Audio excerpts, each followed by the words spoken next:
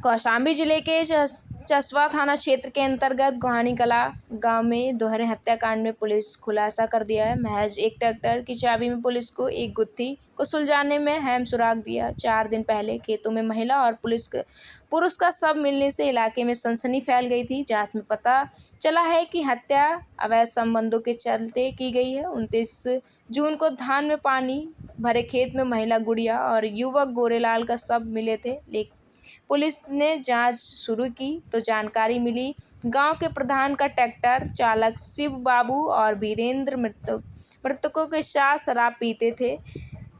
घटना वाली रात चारों ने पहले ठेले पर शराब पी, फिर 3 पाउच शराब लेकर खेत के टीले पर गए। वहां शराब पीने के बाद गोरेलाल ने गुड़िया से संबंध बनाया, जिसे देखकर शिव बाबू और वीरेंद्र ने भी पैसा करने की कोशिश की। इस बात को लेकर विवाद हुआ। थाना चरवा के गोहानी कला गांव में 2 हत्याएं हुई थी। एक पुरुष की, एक महिला की हत्या हुई थी। ये घटना 29 तारीख की है। सनसनीखेज वारदात थी। चेहरे पे और शरीर पे चोटें थी, हेड इंजरी थी। पोस्टमार्टम के बाद पाया गया कि इनको जो है किसी हार्ड एंड ब्लंट ऑब्जेक्ट से मारा गया है। इस घटना का आज खुलासा हुआ है।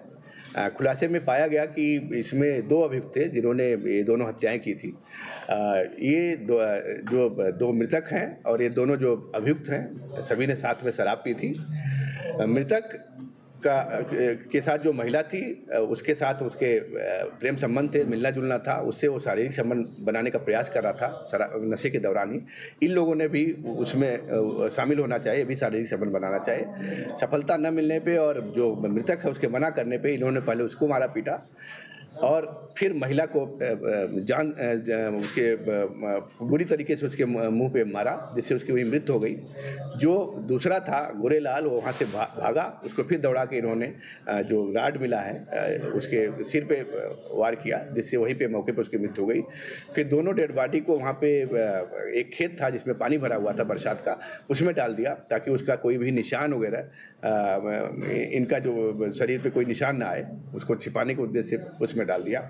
इन दोनों को गिरफ्तार किया गया है। आज एक को सुबह पुलिस मुठभेड़ में गिरफ्तार किया गया है, दूसरा अभी आपके सामने पेश किया गया है। इसको गिरफ्तार किया गया है। दोनों ने अपना जुर्म कबूल किया है और घटना के पीछे उनका यही था कि जब ये संबंध बनाने का प्रयास कर रहे थे तो इनको लग रहा था कि महिला कहीं न कहीं अगर इसको जिंदा रहेगी तो हमारी शिकायत करेगी, हमारी बदनामी होगी। उसी उद्देश्य से इन्होंने दोनों की हत्या की है और इस प्रकार पूरा इस घटना का सफल अनावरण हुआ। घटना पर एक चाबी बरामद हुई, आपने बताया कि हाँ, इसमें देखा जाए तो घटना के शुरू से ही हम लोगों को एक लीड मिल गई थी।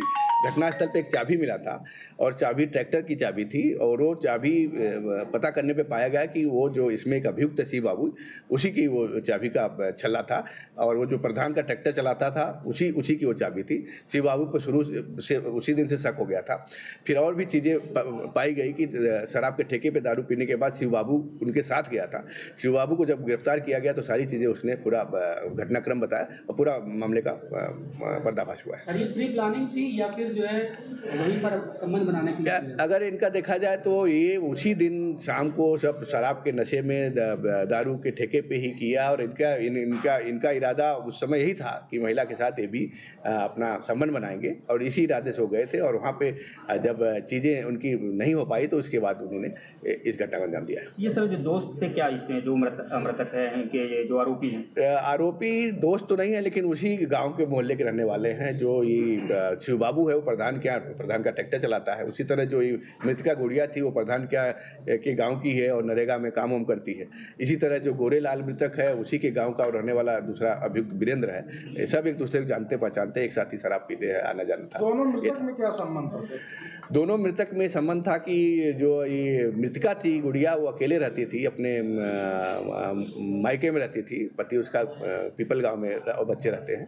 और इधर गोरेलाल की भी अपने पत्नी से नहीं बनती थी उसको और इसी गुड़िया के चक्कर में, और गुड़िया के साथ उसका आना जाना था, रहना था। गुड़िया भी शराब का सेवन करती थी और ये भी करता था, तो दोनों मिलते जुलते थे। इनमें एक तरह से संबंध थे। सर पुलिस को